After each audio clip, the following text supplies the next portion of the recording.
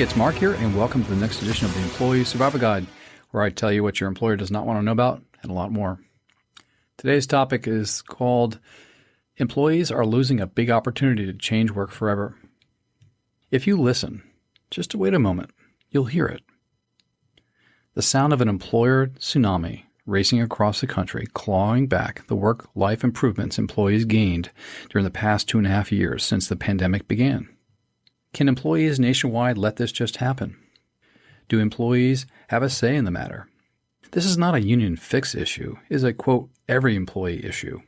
It is a chance to take a stand, to expand everyone's rights, and possibly eliminate discriminatory behavior. Are we at a pivot point in history to make a lasting change in the workplace? Or is this just another example of the gargantuan power employers have over us all as they roll back the tide? Worse yet, no one really seems to care enough to make the following changes stick. For the first time in decades, if not unprecedented, during the pandemic, employees have experienced a form of positive social change in the workplace. Employees experience increased job flexibility, remote working, and work-life balance brought on by the pandemic. Yes, it worked out just fine, and employees were even more productive in comparison to the productivity of office work pre-COVID.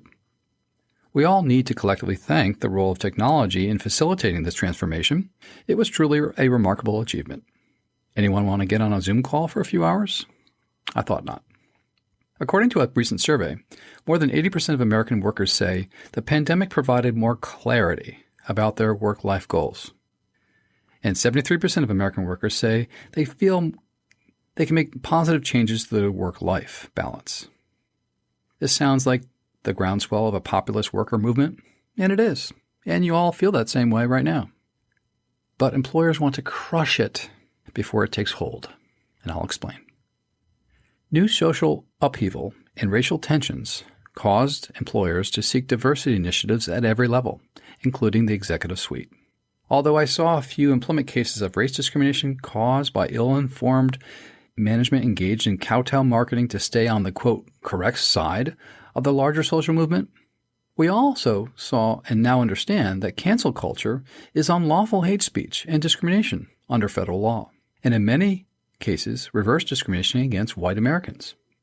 Any employers and educational institutions who continue to assert or aid and abet cancel culture practices should expect to be sued by, quote, anyone, end quote, adversely affected by racial practices under Federal Statute 42 U.S.C. 1981.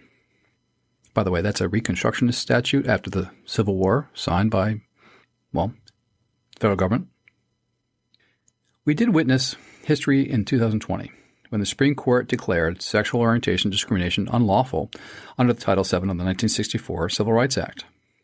In Bostock versus Clayton County, Georgia, the Supreme Court decided to end the bootstrapping claims many had to fight to shoehorn their way under Title VII definition of sex. The case arose independently of the pandemic, but there may have been a warming up of the human and American spirit amongst the court's majority caused by the pandemic, similar to that experience in the aftermath of 9/11. Employers must follow this ruling to the letter.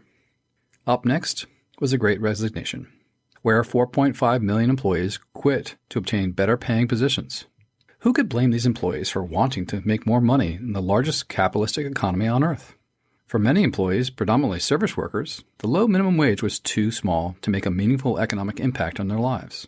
The increased wage increases caused by jumping ship to a higher hourly rate job helped to raise living standards and added to the already increased savings rate among a majority of American workers resulting from the PPP and EDIL loan programs. The federal government and states passed laws for paid family medical leave during the pandemic, easing the financial pressures on employees, but not on employers, seeking to fill positions and having to pay for those absences. Many of these financial safety net laws remain today, post-pandemic. Oh wait, I forgot a small improvement.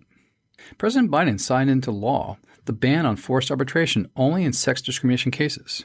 This law reversed nearly 97 years of draconian rule under the Federal Arbitration Act, at least with respect to sex discrimination cases. This was the fallout of the Me Too movement and some nasty internal behavior of Fox News revealed to us by Gretchen Carlson, who was committed to the cause that led to the act. But as dramatic as that news was, the darkness left in place by continued forced arbitration in all other employment discrimination cases is just limitless. After more than 2.5 years of remote work and worker flexibility, employers are now taking back control over you and their workplaces, even if remotely. They do not trust you and never have. They eavesdrop on every remote Zoom call and laptop via employee monitoring software that is very sophisticated and undetectable. Employers view employees as subservient to their masters in almost every regard.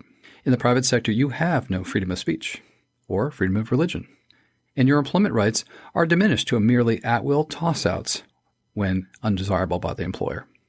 Employers do not have to give you a reason for termination, and that is exactly the rule which covers up so much discriminatory bias in the United States.